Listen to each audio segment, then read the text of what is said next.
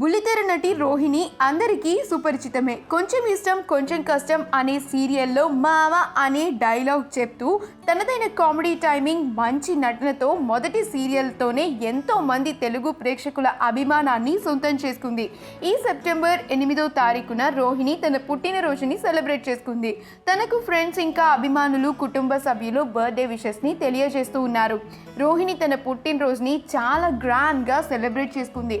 Mid night Rohini ఇంట్లోనే తన friends అందరికీ గ్రాండ్గా పార్టీని ఏర్పాటు చేసింది.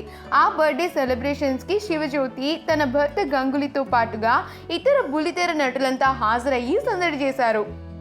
ఆ బ్యూటిఫుల్ మూమెంట్స్ని మనం ఇప్పుడు ఈ వీడియోలో చూసేద్దాం. ఈ వీడియో కనుక మీకు నచ్చినట్లయితే మీ అభిప్రాయాన్ని కమెంట్స్ ద్వారా మాకు తెలియజేయండి. మా ఛానల్ని సబ్స్క్రైబ్ చేయడం మర్చిపోకండి.